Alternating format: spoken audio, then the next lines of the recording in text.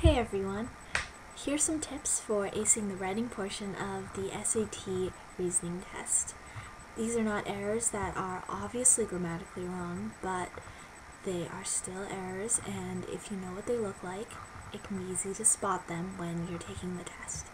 The 6 errors that I will be focusing on are wordiness, parallelism, transitions, modifiers, pronouns, and comparisons. At the end of my video, I have a short quiz to test your knowledge. I hope it helps. So the first topic is wordiness. Wordiness is when a sentence uses too many words and the meaning is redundant.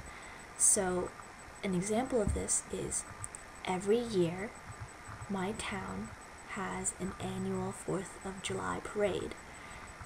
Even though this sentence does not seem awkward when you first read it, you'll notice that every year and annual mean the same thing, so the sentence is redundant.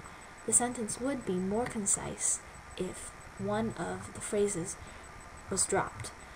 On the test, if you notice that a redundant phrase is underlined, it's your best bet that that is the incorrect answer. Parallelism is often seen in sentences containing lists or comparisons. An example is, I don't like singing or writing. Now, this sentence is correct because both of the verbs take the same form. A way to make the sentence incorrect, as you might see on the test, is to say, I don't like singing or to write. Now, this is incorrect because one of the verbs is now in the infinitive form. A way to make the sentence correct again is to say, I like to sing and to write. The point is to make the two forms parallel. This also applies to comparisons. For example, your hair is just as important as your makeup when you're getting ready for a date. Hair and makeup are both nouns, and the sentence is parallel. These are very obvious examples, but often the error is harder to spot. A good example is a sentence like, students who work hard will get a good grade.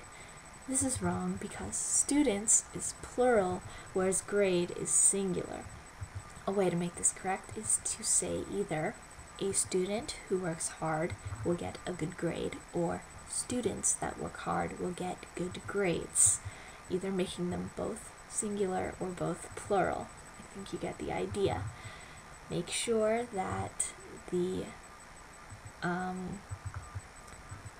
verbs are parallel in their form, and that the subject and the adjective agree in number. Basically just make the nouns or the verbs or whatever parallel to each other so that the sentence can flow and make sense.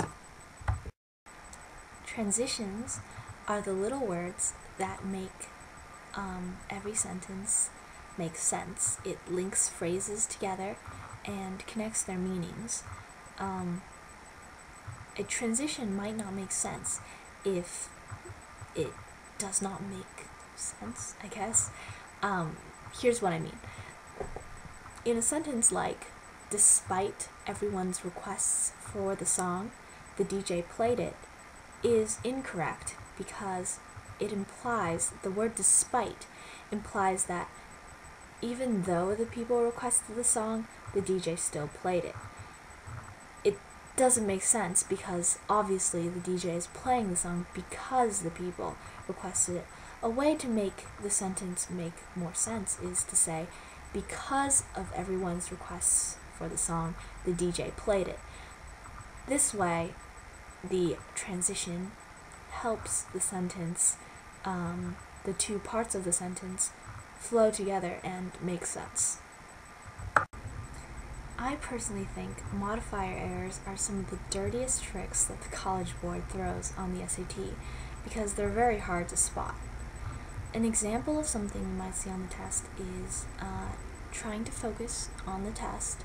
the ticking of the clock distracted me. Now, although it seems correct when you read it, in fact, the modifier modifies the first noun in the following phrase, so it is actually modifying the ticking of the clock. Now, clearly the ticking of the clock is not trying to focus on the test. So to correct the sentence, you would say, trying to focus on the test, I was distracted by the ticking of the clock. You'll see, so whenever you see a modifier, basically, make sure that it is preceding the correct subject, because otherwise the sentence will be silly if you really think about it, and you really just can't use your common sense when you're reading the sentence. You have to read it from a purely grammatical point of view to spot this error. Pronouns. Now, I see these misused a lot just in daily life. For example, I always hear people calling a single person they. Like, sometimes I even say, oh, my friend, they did this. Now, they actually refers to a plural group of people, so try not to build bad habits when you are referring to a single person. You say he or she. On the test, you might see a sentence like, Pokemon Black and White excited many children. They had never been played before. Now, this sentence is incorrect because they actually refers to the children, not the game. Instead, the pronoun it should be used because it is the game Pokemon Black and White that has never been played before. It's a new game. It's great. You should play it. So don't mix up your pronouns. Be very careful because sometimes you will see something like the students and the teachers and the staff, it was happy that there was a snow day. I don't know. Although true, you would say the staff, it was happy. When you have several subjects, the students and the teachers and the staff, you should actually say they were happy. So don't just read what is directly in front of the pronoun, read what the entire subject of the sentence should be. And finally, comparisons. Comparisons are clearly just comparing two or more things against each other, but there are certain rules when it comes to comparisons. When you are comparing two things, you say between.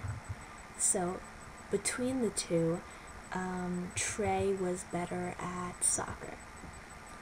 When you have three or more, you say among. So often you'll see something on the test like, among the two, Trey was better at soccer. Among should be underlined because among is only used with three or more people. Also, it is between you and me, not between you and I. Just another thing that I pretty much guarantee will come up in one of your sentences on the test. Something else, when you have two people, you say better. So, I am better at my brother at French. Whereas when you have three or more people, you use the word best, which is a superlative. So, in my French class, I am the best at French. Now, that's correct only if there are more than one other person in my French class. If my French class was just me and another person, I would say in my French class, I am better at French than the other girl in my French class. So, just be careful. Do not mix up better and best. I guarantee that will come up on your test. That rhymed.